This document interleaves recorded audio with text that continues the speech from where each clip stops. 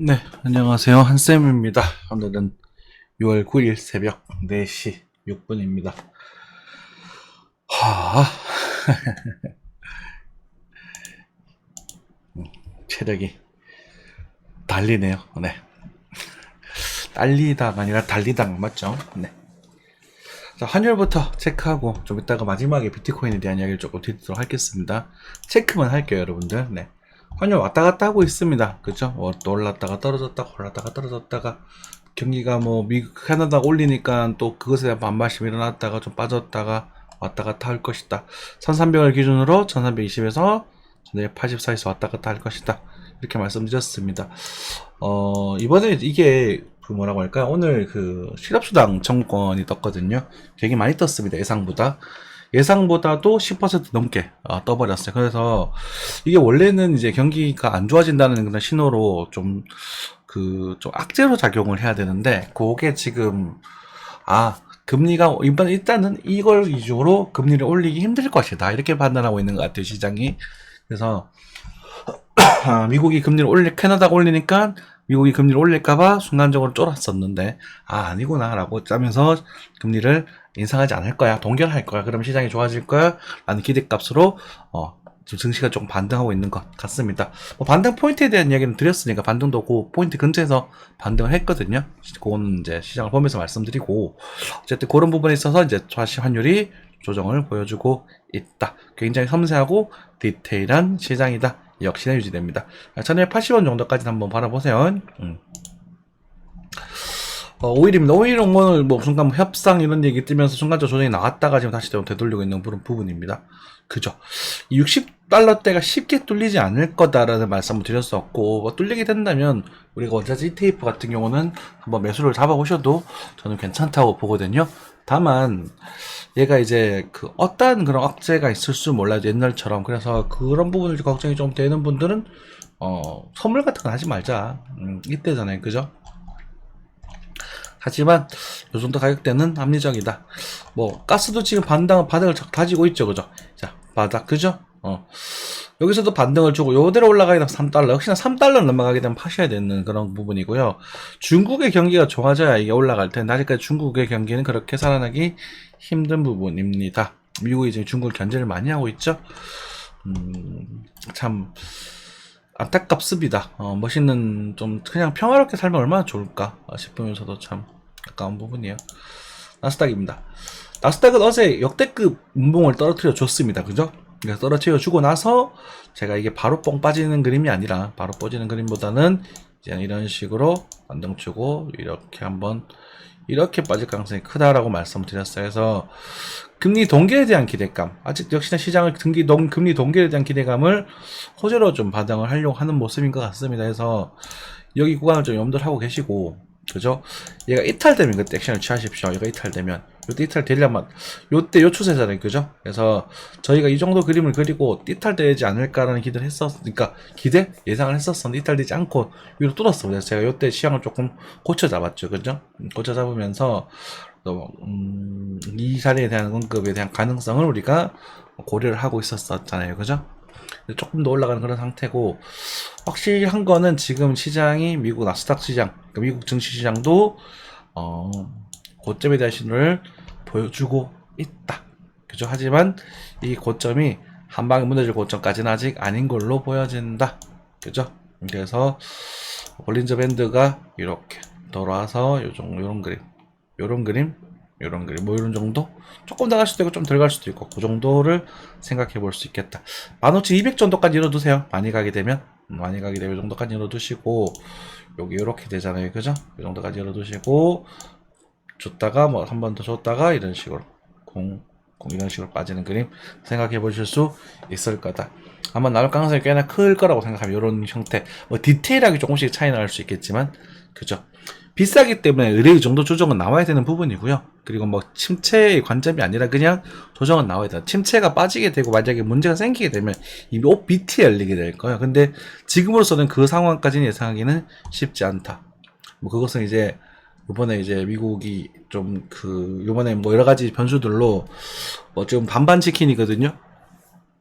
어쨌든 잘 조정이 될 것인가 아니면은 어딘가 부러져서 난리를 칠 것인가 라는 부분이 있어서 부러질 가능성도 있으니까 무리하지는 말자 이렇게 생각하고 계시면 될 것 같습니다. 어쨌든 저는 미국 증시를 매수 추천하지는 않겠습니다. 특히 이번에 환율이 또 빠지면서 또 역시나 커버가 좀 됐던 부분이죠. 네. 이 정도 한 말씀을 드리고 오늘은 비트코인에 대한 이야기를 조금 드려보겠습니다. 짧게 가요. 제가 컨디션도 안 좋아서 길게 할 힘도 없어. 하나 더 말씀드릴겠네. 비트코인의 요런 흐름 있죠. 요 흐름이 비트가 이렇게 움직였거든? 빠지고 나서 이렇게 반등을 주었는데 비트가 이제 나스닥을 선행하는 것 같은 그런 모습을 보여주고 죄송합니다. 네, 있어요. 네, 그쵸. 떨어지고 반등을 주고 있는 그런 모습에서 반등을 주고 여기서 요 정도 그림을 생각해 볼 수 있겠죠. 그쵸. 그래서 지금 그런 상황이 되어 있는 상태고 비트가 나스닥 후행하면 어느 정도 저 지표가 나올 텐데 아무튼 오늘 그 질문을 좀 주셨습니다. 그죠? 4,400, 그러니까 제가 비트코인 4,400만 원 정도에 대한 가능성을 언급을 드리고 있잖아요. 그죠? 그런데 그리고 하방은 3,250 정도 이렇게 말씀드리고 있는데 그건 제가 환율을 어느 정도 고려를 해서 대충 말씀드리는 거긴 합니다만 디테일하게는 지금 정확히 잡아드리기가 좀 힘들어요. 환율이 계속 변하고 있기 때문에 그래요. 차트를 우리 달러를 보는 게 맞거든. 실제로 비트코인 거래량은 거의 한 7, 80%가 달러로 이루어지기 때문에 그렇습니다. 그래서 우리가 이 자리를 떨어질 것이다 이게 아니라 떨어질 것을 대비하자 이렇게 생각하시면 그러니까 떨어질 가능성을 대비하자 라고 생각하시면 될 것 같고 여기가 그래도 좀 먹을 만한 반등 포인트가 되지 않나 싶어요. 제가 여기서 뭐라 그랬냐면 여기도 반등 포인트가 된다 그래서 여기서 한번 잘라주자 이렇게 말씀드렸는데 실제로 좀 더 뚫어주고 좀 조정이 나왔다 그 근처에서 왔다 갔다 하고 있는 부분입니다. 여러분들이 그래서 이런 포인트를 자꾸 맞추려고 하시면 굉장히 곤란해요. 이걸 맞추려고 하시면 시장의 완전한 감시자가 되셔야 됩니다. 저 같은. 그러니까 굉장히 힘들거든요, 이게. 그러니까 시장 사람들 우리가 보면 예상을 하고 그죠? 예상을 한다라고 생각을 하시는데 예상은 큰 건 예상할 수 있어요. 하지만 이런 작은 섬세한 포인트들은 되게 이거를 보고 있어야 되게 맞출 수가 있어요. 보고 있어야 맞출 가능성이 높아져요. 되게 힘듭니다. 그래서 여러분들에게 이제 그것에 그런 자리에서 이런 이슈들이라든지 그런 변수들을 좀 많이 언급을 드리는 편이에요. 그래서 그걸 활용하시면 될 것 같고 어쨌든 요 자리에 대한 관점은 빠질 것이다가 아닙니다. 빠질 것이다가 빠져주게 되는 지금 현재는 여기서도 좀 반등이 나왔기 때문에 여기가 유효할 수도 있습니다만은 아직 빠졌던 모습을 봤었을 때 이렇게 나와주면 좀 예쁠 것 같거든. 이런 그림이 나와주면 그래도 좀 괜찮지 않을까 싶고 이렇게 올라가게 되면 한 3,400, 34,000 정도까지는 오픈이 되게 돼요. 여기가. 그죠? 그럼 여기가 이제 하나로 한 4,400만원 정도가 되지 않겠는가 라고 생각을 하고 있는 겁니다. 그런데 보시면 우리가 이제 역시나 이 부분도 여기 이제 메이저급 추세가 하나 있거든요. 그렇죠? 그러면 여기를 받아줄 건가라는 부분에 있어 어쨌든 백보성 행보를 이렇게 진행이 된다고 가정을 해도 여기가 이제 3,250 정도로 말씀드렸지만 실제 3,350 정도에서 반등을 했거든요. 지난번에 3,300대 3,300 전후로 말씀을 드리고 나서 3,250을 다시 더 수정해서 말씀드린 거잖아. 그래서 이런 매물대, 고점 매물대 이런 자리들도 있고 그리고 이 하락에 대한 패턴들이 한 번 더 더블로 진행될 수 있을 가능성을 조금 고려하고 있고 이 추세에 대한 하방에 대한 지지를 어느 정도 고려를 하고 있어서 그 자리를 말씀드리는 거다. 그래서 3,250이 오지 않더라도 만약에 그 근처나 이런 자리에서 좀 버티면서 나중에 반등하려는 이런 모습이 등장하게 되면 여기서는 단타를 한번 진입을 해보셔도 좋습니다. 이게 더 빠지더라도 덴트를 진입해보는 거거든. 반등 주고 빠지면 여기서 익절하고 여기 손절 러스커 세팅해놓고 또 빠지면 여기 소스커 해버리면 끝이에요. 그러니까 여러분들이 영원한 저점을 맞추려고 할 필요는 없는 거예요. 그건 한 번밖에 없는 거거든. 그죠? 그래서 그것에 대한 변수들은 여러 가지 변수가 있을 수 있을 텐데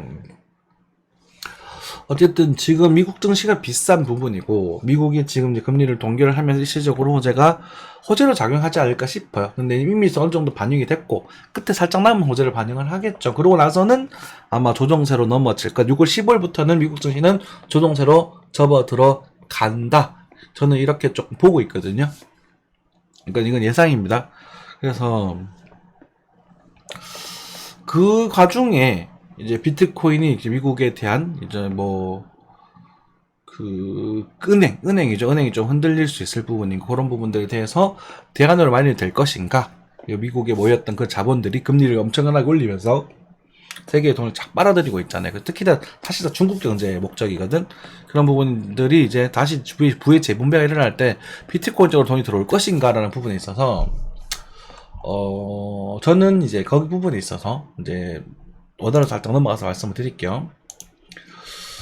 그냥 진행이 된다면, 그러니까 3250도 지금 포인트랑 비슷한 지역이거든요. 여기서 이런 식으로 꿀렁꿀렁 그냥 진행이 된다면 아마 4400이 고점이 되고 조정세를 좀 길게 맞을 거다. 적어도 이 정도는 진행된다면. 그래서 어쨌든 상방은 4400 정도가 되고 하방은 3000만원 아래 정도를 지금 보고 있는 부분인데 3000만원 아래에서는 좋은 시가, 제가 2023년 하반기를 말씀드리다가 요즘 2024년 초반기를 말씀드리고 수정을 조금 했습니다. 그죠? 다시 이제 그 수정을 한 거예요. 이걸 갖다 업그레이딩이라고 하나, 리밸런싱이라고 하나요? 업그레이딩이라고 하죠. 갱신을 했는데 이 상황에서 여기서 뭐라고 할까? 이 비트코인이 이제 억다한 그런 문제로 해서 떨어져 버릴 가능성도 있을 수 있다. 근데 이거는 우리가 쫄 필요는 없다. 비트코인 어느 정도 지금 가치를 인정받고 있는 부분이거든. 그래서 그런 부분 쫄 필요는 없다. 이렇게 말씀을 좀 드리겠고. 잠시만요. 제가 드릴 말씀 있었는데 까먹었다. 까먹었다. 네. 하여튼 그렇게 네. 까먹었습니다. 네. 죄송합니다. 생각나면 다시 말씀드릴게요. 아무튼 그렇게 되는 부분이다. 그래서 여기서 자질 잘 잡아주고 나서 다 다져주고 나서 다시 출발하게 되면 5천에서 6천이 열리게 될 텐데 이때는 올라가는 게 아마 천천히 올라가게 될 것이다. 이렇게 생각하시면 될 것 같아요. 네. 그쵸. 제가 생각했습니다. 그래서 우리가 이제 요 하락이 지금 이제 생각났습니다. 바이낸스랑 우리 코인베이스가 지금 뚜드려 맞고 있잖아요. 근데 지금 그게 이제 좀 알트코인에 문제가 있는 건 사실 비트코인 그 자체에 문제가 있는 건 아니거든요. 이제 그 거래소가 그 법을 지켰냐 안 지켰냐, 알트코인 증권법이 저쪽이 되느냐 안 되느냐 이런 것들 가지고 문제가 되는 거잖아요. 어차피 맞아야 될 매였어요. 그게 어차피 맞아야 될 매였기 때문에 일단은 그게 나온 거에 대해서는 저는 오히려 개운하게 생각을 합니다. 그래서 비트코인은 딱히 커다란 악재는 없는 성이고 이제 경기라든지 이제 그런 문제적인 그런 부분에 침체적인 부분 조정, 어쨌든 곧 실질적으로 반등을 했으니까 이 정도 조정은 노멀한 거거든. 그래서 노멀한 상태에서 3000만원 전후에서 지지를 받는 부분, 여기가 이제 우리가 좀 중기적으로 매수를 잡아볼 만한 영역대이다.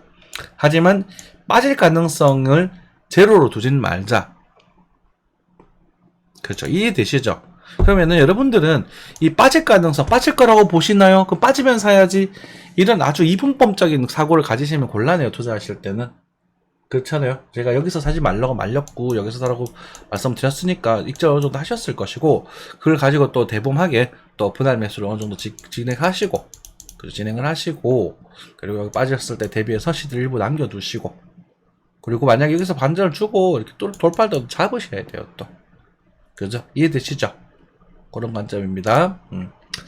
그리고 이제 매물대나 이런 것들 말씀해 주시던데 다시 한번 말씀드리겠지만 제가 조금 극심한 졸음 상태라서 행선수술하는 점 양해 부탁드리겠습니다. 요일 거래가 터졌던 부분도 있고 고점대도 있어요. 그죠? 그래서 제가 요 자리를 한번 영득을 해 두고 있자라고 말씀을 드리고 있는 부분이고 실제로 여기서는 반등이 나왔어요. 그쵸?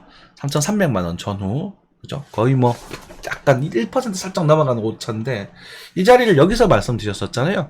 그래서 지금 반등을 줬고 이 반등 부분에 있어서 지금 알트코인들이 좀 시원시원한 반응을 보여주고 있지는 않거든요.